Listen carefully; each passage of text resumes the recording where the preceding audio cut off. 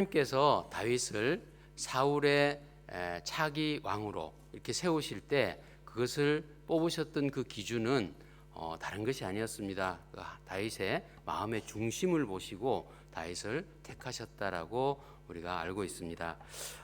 우리가 성경에서 나타나고 있는 다윗의 생애를 통해서 볼 때 다윗이 마음의 중심에 가지고 있었던 것들이 무엇인가 우리가 살펴보았습니다. 그는 어릴 때부터 살아계신 하나님을 직접 경험하는 체험신앙의 마음의 중심을 가지고 있었습니다. 그렇기 때문에 그의 마음 안에는 언제나 하나님의 권위를 일평생 동안 살면서 하나님의 권위를 항상 먼저 생각하는 마음의 중심을 또한 가지고 있었습니다. 그가 인간이었기 때문에 그도 잘못할 수 있는 죄악 가운데 있었습니다. 죄를 깨달았을 때 즉시 그 자리에서 하나님 앞으로 나와서 회개하는 그 회개의 마음의 중심을 가지고 있었다는 것을 우리가 살펴보았습니다. 오늘 본문은 그러한 다윗이 이제 명실공히 이스라엘의 왕이 되었습니다. 이제는 유다 지파만의 왕이 아니라 전체 이스라엘 전체의 왕으로서 등극한 때의 이야기입니다. 다윗이 왕으로서의 이제 모든 것들을 다 갖춘 상태에서 처음으로 왕으로 등극한 뒤에 가장 먼저 시행한 정책이 무엇이었을까요? 그것이 바로 오늘 본문에 나오는 여호와의 언약궤를 다윗성으로 모셔오는 것이었습니다. 이것이 다윗에게는 너무너무 중요한 것이었는데 어떻게 그 다윗이 그 언약궤를 기쁜 마음으로 오늘의 제목처럼 기쁨으로 그 언약궤를 메고 다윗성으로 올 수 있었을까요? 그것은 아마 다윗의 일생을 통해서 다윗이 가졌던 마음을 돌아보면 알 수 있을 것입니다. 다윗이 10년 동안이나 사울을 피해서 도망자로 쫓겨다니면서 살았습니다. 사울과 이 압살롬이 아니죠. 요나단이죠. 사울과 요나단이 블레셋과의 전쟁에서 죽고 나서 그리고 나서 이제 유다 지파들이 다윗을 왕으로 세우고 헤브론에서 왕으로 치리한 지가 7년이 되었습니다. 그동안에 다윗이 왕으로서 온전히 서기 전에 사울의 아들이었던 이스보셋이 이미 그를 왕으로 세웠던 이스라엘 쪽의 지파 사람들이 있었기 때문에 그들과 왕권을 가지고 싸울 수밖에 없는 입장이었습니다. 결국은 7년 동안의 그 싸움 끝에 다윗이 모든 것을 승리하게 됩니다. 이스보셋이 결국 살해당하고 결국 그 이스보셋을 섬기던 사울의 지파 이 군장들과 모든 사람들이 다윗 쪽으로 넘어왔습니다. 넘어와서 이제 헤브론으로 각 지파의 모든 사람들이 다 모였습니다. 모여서 다윗에게 기름을 붓고 이제 온 이스라엘의 왕으로 다윗을 세웠습니다. 그리고 이렇게 이제 명실공히 진짜 이스라엘의 진정한 왕으로 세워진 다윗의 때, 그때 다윗이 가장 먼저 생각했던 것이 바로 이것이었습니다. 그가 이제는 왕이 되었습니다. 그리고 어릴 때부터 하나님의 임재하심을 경험하면서 살아왔던 것, 그가 도망자의 신세에 있었을 때 사울의 그 공격에서부터 살해의 위협에서부터 자기 자신의 생명을 구해주셨던 것이 여호와 하나님이셨다는 것을 그가 알고 있었습니다.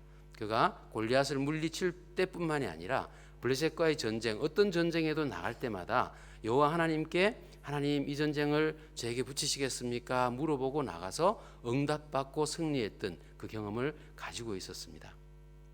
그리고 이제 이 모든 과정을 통해서 하나님이 언제나 자기를 지키고 보호하고 계셨다는 것을 늘 마음에 가지고 있는 다윗.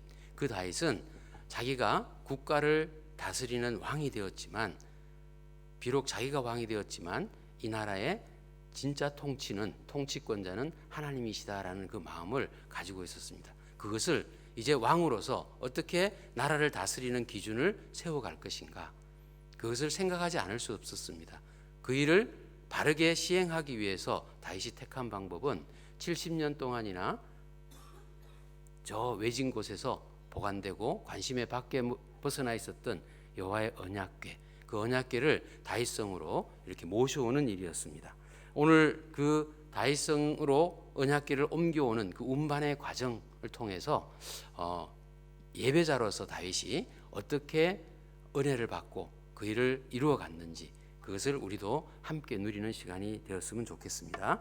다윗이 이렇게 언약궤를 다윗성으로 기쁨으로 메고 올 수 있었던 첫 번째 그 배경은요, 항상 그가 하나님의 임재를 간절히 원했었던 사람이라는 것입니다.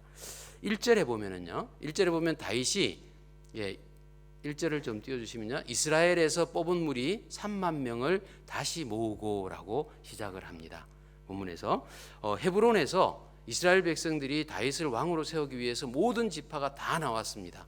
그래서 이 자세한 내용들은 지금 우리 사무엘 하에 나온 게 아니라 역대상에 보면 12장에 자세한 기사가 나와 있는데, 그곳에서 모여들었던 사람들의 숫자를 다 더해 보면 34만 827명인가요? 822명이었습니다. 34만여 명 가까운 사람들이 그 헤브론에 모여서 다윗을 왕으로 세웠습니다. 그들이 다윗을 왕으로 세운 후에 기뻐하면서 잔치를 벌이고 그렇게 즐긴 다음에 각자 자기의 처소로 돌아갔습니다.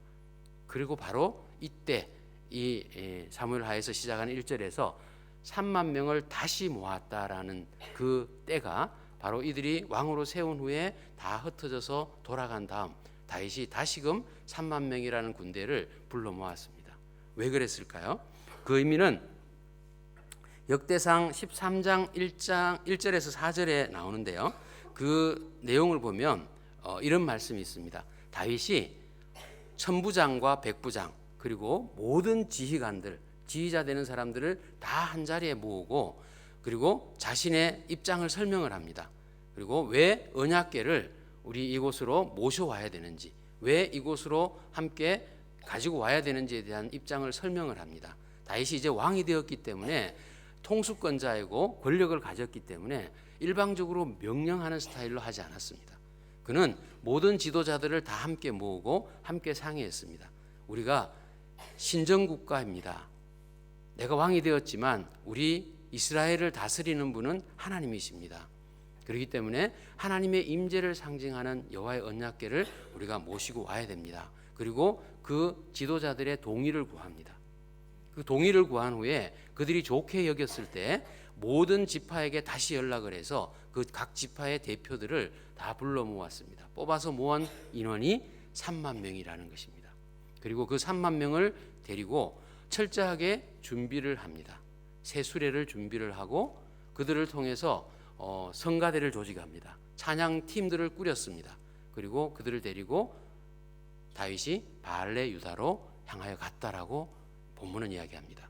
바알레 유다는 그 옛날에 70년 전에 블레셋에게 빼앗겼던 그 언약궤가 이제 막 젖을 뗀 암소 2마리를 끄는 그 수레에 실려서 블레셋 땅으로부터 돌아왔던 곳, 그곳이 바로 기앗 여아림이라는 동네였습니다. 그곳 이름이 바알레 유다라고 같은 이름이라고 신학자들은 이야기를 합니다. 그곳으로 내려간 것입니다. 그곳에 가서 이제 아비나답의 집에 보관되어 있던 그 언약궤를 모셔오려고 갔습니다. 그리고 그 동안에 한 번도 70년이 지나는 동안에 이 이스라엘 백성들은 이 언약궤에 대해서 관심이 없었던 것 같습니다. 사울 왕도 그 치리했던 40년 동안 기간에 언약궤에 대해서 언급하거나 모셔오겠다거나 그곳을 찾아갔다거나 하는 기사가 없습니다. 철저하게 무시되고 언약궤에 대해서 모르고 있었던 상황입니다. 방치되어 있었던 그 하나님의 언약궤, 그 하나님의 언약궤를 다윗이 이제 다시 모시러 간 겁니다. 다윗은 어렸을 때부터 하나님을 알았다고 했습니다. 경험했습니다. 어린 목동의 시절 그 사자와 맹수들이 와서 자기가 지키는 양을 죽이려고 할 때 그가 싸워서 이기는 것, 그것도 하나님이 자기와 함께 하셨기 때문에 가능했다라고 고백했습니다. 골리앗과 싸울 때도 그랬고 블레셋과의 전쟁에서 장수로 나가서 싸울 때도 하나님이 함께 하셨다. 전쟁은 하나님께 속한 것이다. 이것을 다윗의 입으로 고백했던 것을 우리가 기억합니다. 모든 것들이 하나님의 은혜로 자기가 지금까지 이 자리에까지 왔다는 것을 철저하게 인식하고 있었던 다윗입니다. 그 다윗은 하나님이 계셨어야만 합니다. 그래서 하나님께서 어디에 계시는가? 하나님이 계시다는 것을 우리가 어떻게 알 수 있는가? 그것을 어떻게 우리가 누릴 수 있는가? 하나님이 우리와 함께 하고 계시다는 것을 우리가 어떻게 늘 체험하듯이 알 수 있을까? 그것을 택한 것이 바로 하나님의 임재를 상징하는 언약궤였던 것입니다. 근데 이 다윗이 원했던 것은 언약궤 자체가 아니었습니다. 오늘 본문 2절 말씀에 보면 이렇게 말씀합니다. 그 궤는 그룹들 사이에 좌정하신 만군의 여호와의 이름으로 불리는 것이라. 언약궤가 있었습니다. 금으로 입혀진 상자였고 그 안에 들어있었던 물건들은 잘 아시죠? 그 위에 천사와 같은 그룹이 이렇게 서 있었습니다. 그 그룹 사이에 하나님께서 좌정하고 계신다.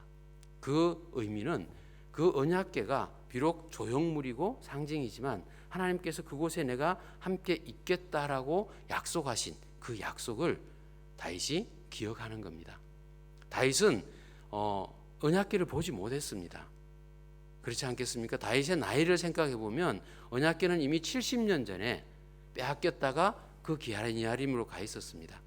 그리고 다윗은 쫓겨다니는 신세를 면하지 못했었습니다.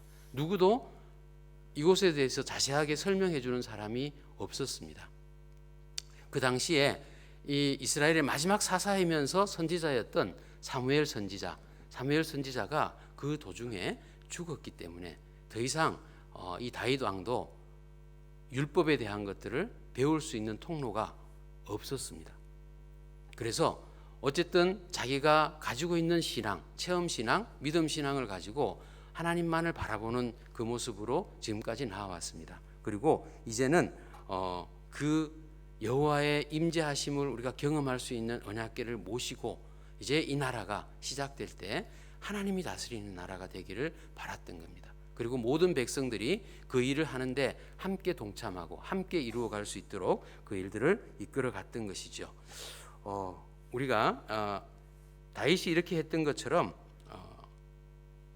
우리는 어떤지 돌아보고 싶습니다. 교회의 모습들, 교회의 건물과 우리 십자가의 형상, 이것들을 우리가 중요하게 생각하고 그것을 귀하게 생각하는 면이 많이 있지만 사실은 그것이 아니라 그 안에 담겨 있는 교회를 세우신 예수님의 목적, 교회를 세우신 예수님께서 교회를 통해서 이루시고자 하는 그 일, 사명, 그것을 우리가 바르게 알아야 됩니다. 예수님 십자가를 늘 우리 목걸이로 걸고 다니고 바라보지만 십자가 자체가 중요한 것이 아니라 십자가에서 이루셨던 예수님의 사역, 예수님께서 왜 그곳에서 피를 흘리셨고 왜 죽으셔야만 했고 왜 3일 만에 부활하셔야만 했는지 그 의미를 우리가 바르게 알고 깨달을 때 우리가 하나님의 사명, 주신 사명을 바르게 붙잡고 나아갈 수 있는 것과 같습니다. 우리가 혹시나 지금 정기적으로 예배에 참석하고 교육 프로그램이나 교회에 있는 여러 가지 프로그램에 참석하는 것만으로 하나님이 이곳에 계시다라고 생각하고 있지는 않은지 모르겠습니다. 하나님의 임재를 우리가 하나님께서 우리와 함께하고 계신 것, 지금의 우리로서는 예수 그리스도께서 우리 안에 계신 예수 그리스도께서 얼마나 내 안에서 실질적으로 일하고 계시는가, 이걸 얼마만큼 우리가 소망하고 간절히 구하고 있는지 이것을 우리가 한번 생각해 봐야 될 것이라고 생각이 됩니다. 우리가 진짜 제가 어느 기사를 봤습니다. 예제입니다만 어떤 교단에서 총회장으로 이렇게 출마하셨던 분이 총회를 진행하는 과정에서 여러 가지 어려움 때문에 총회를 사퇴하셨습니다. 그리고 그 말씀들을 전하는 과정에서 그분이 감리교인이었습니다. 웨슬리안에 대한 것을 강의하는 시간에 잘 강의를 정리를 해서 강의를 했는데 그것을 후기로 이렇게 피드백을 해주시는 분이 인터넷에다가 피드백을 해주셨는데 이렇게 표현하셨답니다. 참 잘 들었습니다. 잘 들었지만 웨슬리안에 대해서 잘 정리하시는 것보다는 웨슬리처럼 살아주십시오 라고 그 지도자에게 말씀을 했다라고 합니다. 그 말씀을 듣고 얼마나 충격을 받았는지 모른다고 고백을 하셨습니다. 우리도 마찬가지로 우리가 예수님에 대해서 말을 하는 것이 아니라 진짜 내가 경험한 예수님, 내가 아는 그 예수님, 그 예수님을 직접 이야기할 수 있는 우리들이 되어야 합니다. 그랬을 때 내가 하나님의 임재, 예수님이 나와 함께 계시다는 것을 늘 갈급하고 간구하고 간절히 원하지 않는다면 그 일이 일어날 수 있겠습니까?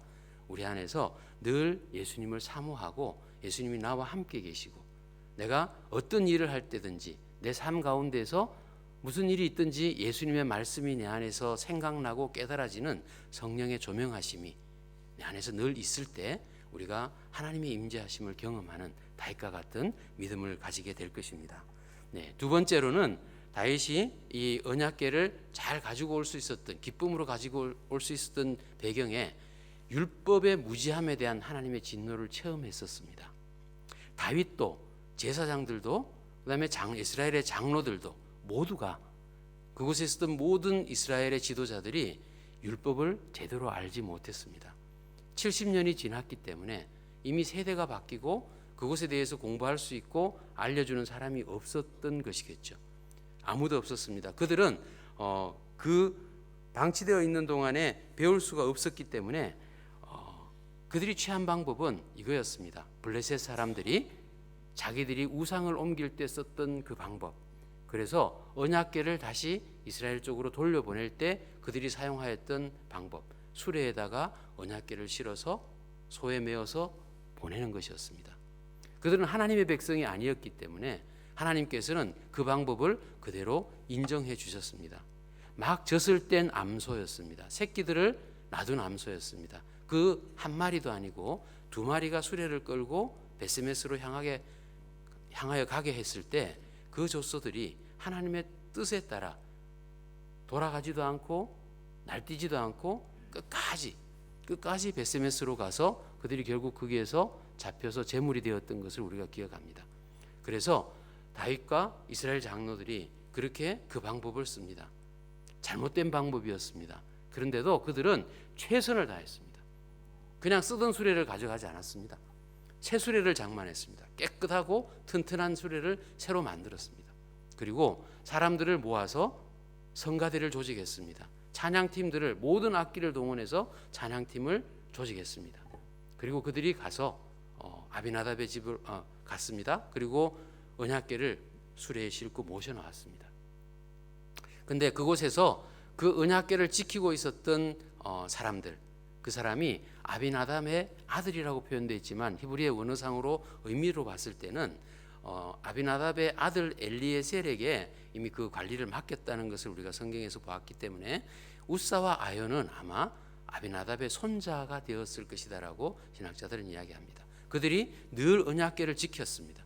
그래서 그들의 이 프라이오리티가 있었던 거죠. 나와서 수레 앞에서 한 사람은 수레 앞에서 서서 이끌고 한 사람은 수레 옆에서 서서 자기들이 호위병인 양 그렇게 앞서 나갑니다. 그리고 다윗과 모든 성가대와 찬양팀들이 뒤에서 따라가죠. 그래서 악기를 울리고 성가대가 찬양을 하면서 그 언약궤를 모시고 나가기 시작합니다. 다윗이 그것을 바라볼 때 무엇인가 불안한 마음이 들었던 것 같습니다. 그 불안한 마음 얼마 가지 못해서 현실로 드러나고 말았습니다. 이 수레가 나곤의 타작마당에 들어섰을 때 갑자기 소가 날뛰어 버렸습니다. 소가 날뛰니까 그 위에 얹혀져 있던 언약궤가 흔들거리며 떨어질 뻔했습니다. 우사가 바로 옆에 따라가던 우사가 본능적으로 그 언약궤를 붙잡았습니다. 우리가 인간적으로 보기에는 전혀 잘못한 것이 아닙니다. 하나님의 언약궤를 땅에 떨어지지 않도록 하기 위해서 무의식적으로 본능적으로 보호하는 본능으로 그것을 붙잡았습니다. 그런데 하나님께서는 우사를 우사 때문에 진노하셨다고 그랬습니다. 그리고 우사를 그 자리에서 죽이셨다고 그럽니다. 여기 사무엘하에서는 그냥 죽이셨다라고 표현했지만 역대상에 보면은요 13장에 보면 하나님께서 우사를 찢으셨다라고 그렇게 표현합니다.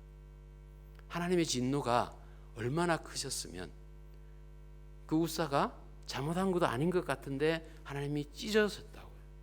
그렇게 죽이셨다라고 이야기를 합니다. 잘못된 것을 몰랐기 때문입니다. 다윗이 갑자기 당황했습니다. 분이 났습니다.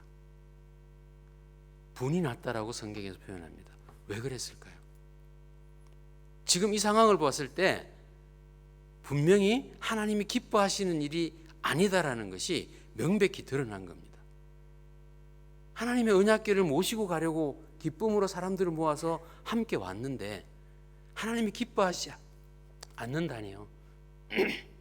다윗이 갑자기 당황할 수밖에 없었습니다. 이게 뭐지?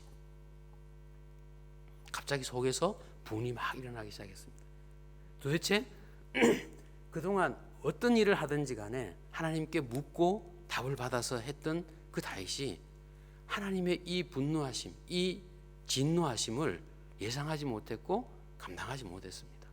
자기 자신에 대해서 속에서 분이 끓기 시작한 겁니다. 3만 명이 보고 있었습니다. 이스라엘의 각 지파에서 대표로 뽑아서 왔던 그 3만 명이 다윗을 주목하고 있습니다. 다 쳐다보고 있습니다. 근데 그 자리에서 다윗이 결단합니다. 그 여호와의 언약궤를 옮겨가는 것을, 다윗성으로 옮겨가는 것을 그 자리에서 포기하고 맙니다. 내려놓습니다. 그리고 그 언약궤를 다윗성이 아니라 오벳에돔의 집, 가드 사람 오벳에돔의 집으로 옮겨갑니다.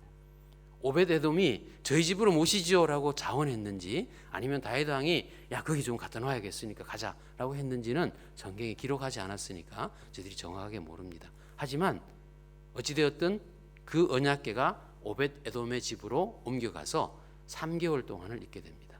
다윗과 그 일행들은 그 상황을 오벳에돔의 집에 안치하고는 다시 철수하였습니다. 3개월 동안 다윗의 마음이 어떠했겠습니까? 안절부절, 도대체 이게 뭘까? 무엇을 잘못했을까? 잘못된 것이 무엇일까? 공부하기 시작했습니다. 묵상하기 시작했습니다. 자료를 찾기 시작했고 사람들을 배우기 시작했습니다. 알만한 사람들을 불렀죠. 그리고 나서 결국은 그 답을 찾았습니다. 우리가 민수기에 나와 있는 말씀을 다윗이 확인했다는 것을 알 수 있습니다. 예. 자, 민수기에 있는 말씀을 보면 분명히 하나님께서 모세를 통해서 이 언약궤는 레위 지파의 고핫 자손들이 와서 메어야 된다라고 정해 놓았던 것을 알게 된 것이죠. 예. 그래서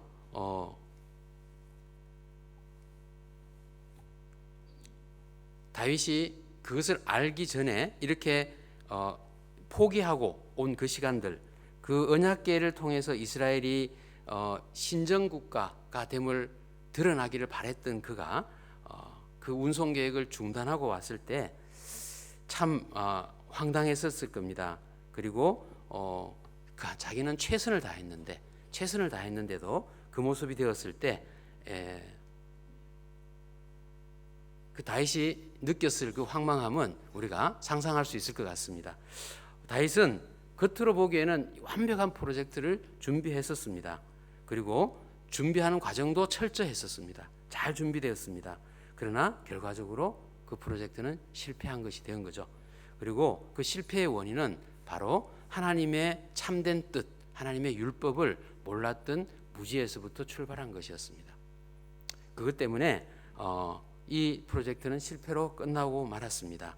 왜 그랬을까? 우리가 다시 한번 생각해 볼 필요가 있겠죠. 우리 교회 안에서도 동일한 문제들이 많이 발생합니다. 열심히 사역을 준비를 합니다. 최선을 다해서 준비합니다. 그리고 모든 것들 준비하는 과정에 함께 헌신하는 분들이 헌신하고 철저하게 잘 마무리해서 준비했지만 그 사역을 통해서 열매가 맺혀지지 않는 것들을 경험할 때가 있습니다. 왜 그럴까요? 예수님께서 교회를 세우실 때 왜 교회가 필요한지, 왜 이 땅에 이 시대에 교회가 필요한지에 대한 부분을 분명히 본질을 주셨는데 우리가 그 본질을 망각할 때가 있습니다. 그리고 눈에 보이는 결과들을 쫓아서 사역을 시작하고 이끌어가고 하나님을 찾아가며 하나님의 일을 하는 것이 아니라 일로서 사역을 할 때 그 사역은 결국은 피로감을 쌓이게 하고 결국은 사람들 헌신하는 사람들이 다 넘어지게 되죠. 그런 결과들을 우리가 볼 때가 있습니다. 어떤 상황에서도 우리가 필요한 부분은 이 다윗을 통해서 할 수 있는 것, 사역의 본질을 바르게 알고 시작하는 것입니다. 우리가 하는 모든 일들이 무엇 때문에 필요한 것인가, 이것을 아는 게 필요하죠. 세 번째로 다윗이 이 언약궤를 기쁨으로 모셔올 수 있었던 그 배경에는 하나님의 임재를 통해서 복이 임하는 것을 확인할 수 있었기 때문입니다. 하나님의 언약궤가 오벳에돔의 집에 3개월 동안 있었다고 했습니다. 그리고 하나님께서 그 언약궤 때문에 오벳에돔의 집에 복을 충분히 주셨다, 충만하게 주셨다라고 성경이 기록합니다. 다윗이 아까처럼 결과를 찾아내었습니다. 그 찾아낸 결과에 대한 것을 역대상 15장 1절 2절에서 이렇게 기록하고 있습니다. 다윗이, 우리 함께 읽어볼까요? 다윗이 다윗성에서 자기를 위하여 궁전을 세우고 또 하나님의 궤를 둘 곳을 마련하고 그것을 위하여 장막을 치고 다윗이 이르되 레위 사람 외에는 하나님의 궤를 맬 수 없나니 이는 여호와께서 그들을 택하사 여호와의 궤를 메고 영원히 그를 섬기게 하셨음이라 하고, 다윗이 드디어 그 율법의 바른 길을 알았습니다. 그리고 이제는 그 여호와의 언약궤를 메고 올 레위인들을 이스라엘 지파 전 지파에서 다시 모집합니다. 그렇게 모집된 인원이 역대상에서 볼 때 870명이 모였습니다. 이 870명의 레위인으로 언약궤를 매일 사람 조와 또 찬양할 사람들 또 성가할 사람들을 구분해서 팀을 짭니다. 팀을 짜고 그들을 데리고 또 대표들을 데리고 내려가서 오벳에돔의 집에서 그 언약궤를 다시금 다윗성으로 모시고 오게 됩니다. 다윗의 마음이 기쁘기 한량이 없습니다. 근데 성경에서 우리가 기록된 것을 보면 오벳에돔이라는 사람, 동명이인인지 같은 사람인지는 확실히 구분되지 않습니다. 그런데 이 오벳에돔이 분명히 그 집에서 언약궤를 보호했던 사람입니다. 보관했던 그 집인데 언약궤를 운반하는 일행의 명단들에 보면 이 언약궤를 지키는 사람으로, 언약궤 앞에 서서 그 문을 지키는 사람으로 이름이 여러 번 등장합니다. 무슨 의미일까요? 만약에 이 오벳에돔이 동일한 사람이라면 이 오벳에돔은 자기 집을 버려두고 여호와의 언약궤를 따라서 다윗성으로 들어갔다는 의미가 됩니다. 이게 뭘 의미할까요? 하나님의 언약궤가 자기 집에 와서 있는 3개월 동안에 자기가 보기에는 있을 수 없는 일들이 자기 집 안에서 일어난 것을 경험했습니다. 하나님이 임재하시고 하나님이 함께 계시는 그 시간에는 하나님의 복이 임할 수밖에 없다는 것을 경험한 것이죠.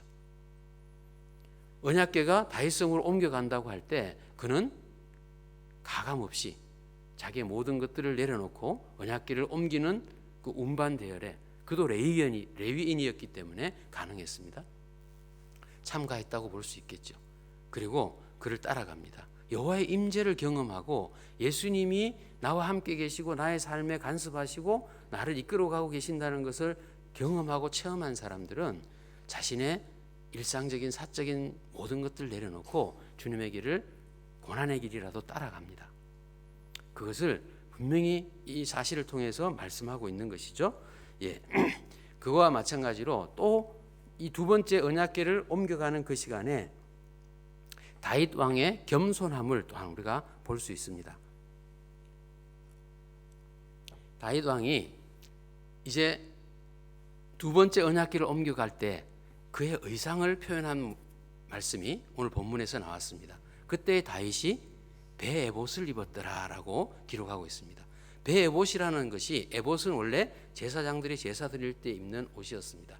그런데 배 에봇이라고 하는 것은 삼으로 짠 이 배 옷이기 때문에 이것은 제사장이 입는 옷이 아니라 신학자들이 이야기하기로는 일반 이스라엘 백성들이 제사 드릴 때 입는 일반적인 제례 의복이었다라고 이야기를 합니다. 다윗이 왕이었습니다. 왕으로서 왕관을 쓰고 왕복을 입고 그렇게 그 자리에 나아가서 앞에서 지휘하고 이끌고 와야 될 사람이었습니다. 그런데 그가 그 왕복을 벗어버렸습니다. 그리고 배옷을 입었습니다. 배옷을 입고 그 자리에 나아갔습니다. 일반 백성들하고 동일한 모습으로 하나님의 여호와 앞에서, 여호와 하나님의 언약궤 앞에서 자기 자신을 완전히 내려놓는 그 모습을 백성들에게 보여준 것입니다. 그리고 이 오벳 에돔의 집에서부터 다윗성까지의 거리를 지리적으로 봤을 때 약 15km 정도가 된다고 합니다. 15km 되는 거리를 보통 우리가 언약궤를 메고 천천히 걷는다고 했을 때 1시간에 3km에서 4km 정도 간다고 하면 15km면 4시간 내지 5시간 정도가 걸리는 그 거리입니다. 5시간 정도를 앞에서 레위인들이 그 언약궤를 메고 걸어갑니다. 그리고 뒤에서 찬양대들이 악기를 5시간을 끊임없이 연주합니다. 성가대원들이 따라가면서 기쁨으로 찬양을 5시간을 연속으로 찬양을 드리고 갑니다. 그 앞에 서서 다윗이 배 에봇을 입고 즐거워서 기뻐서 춤을 추면서 앞에 나서서 갔다고 합니다. 이 시간들을 한번 생각해 보십시오. 다윗이 그 장면에서 얼마나 마음에 기쁨이 있었는지. 근데 그것이 그냥 된 것이 아니었습니다. 처음에 레위인들이 언약궤를 메고 발걸음을 떼기 시작했을 때 다윗의 마음이 얼마나 조마조마했을까요? 이번에는 괜찮을까? 레위인들이 언약궤를 메고 6걸음을 떼어서 아무 일이 일어나지 않았습니다. 그 자리에 스톱하고 다윗이 살찐 소와 송아지를 잡아서 그 자리에서 하나님 앞에 제사를 올려드렸습니다. 감사합니다. 하나님 감사합니다. 감사의 제사를 올려드리고 기뻐 춤추며 다윗성까지 간 것입니다. 이렇게 가는 그 모습을 우리 오늘 본문 15절에서 이렇게 표현하고 있습니다. 다윗과 온 이스라엘 족속이 즐거이 환호하며 나팔을 불고 여호와의 궤를 메어 오니라. 온 이스라엘 족속이라고 이야기했습니다. 레위인 870명만이 아니라 온 이스라엘 족속의 대표들이 그 자리에 다시 다 모였었다는 것을 의미합니다. 그들이 이 언약궤가 다윗성으로 오는 것, 이 다윗성은 여부스 사람들이 살고 있던 가나안 족속이 살고 있던 곳이었습니다. 다윗이 이제 그곳을 성읍으로 도읍으로 정하기 위해서 그들을 정복하고 쫓아냈습니다. 정복했습니다. 탈취하고 그곳을 이제 수도로 삼았습니다. 그 성에 새로 시작되는 예루살렘 성에 하나님의 언약궤가 들어와서 그 언약궤를 중심으로 신정국가가 하나님이 통치하는 나라가 시작되는 것, 이것이 다윗이 바라는 정치의 꿈이었습니다. 그리고 지도자로서의 시작이었습니다. 다윗 왕이 예배자로 여호와 하나님을 향한 확고한 믿음, 그 믿음이 있었기 때문에 가능한 일이었습니다. 다윗이 그동안 보여주었던 그 믿음의 행위들 때문에 이스라엘 백성들이 다윗 왕을 신뢰했던 결과이기도 합니다. 한 지도자가 하나님을 향한 확신을 가지고 믿음을 가지고 그렇게 나아갔을 때 하나님이 통치하시는 나라, 우리가 지금 다윗 왕국을 하나님의 왕국의 모델로 보고 배우고 있는 그 나라를 이루어가는 시작점을 이렇게 시작했다는 것을 보게 되는 것이죠. 진정한 예배자였던 다윗 왕의 그 믿음의 확신을 통해서 하나님의 임재하심을 경험하는 우리가 되었으면 좋겠습니다.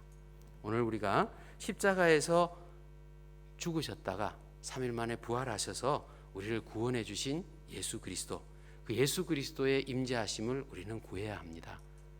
예수님께서 우리를 구원하셨습니다. 그리고 이 땅에 교회를 세우셨습니다.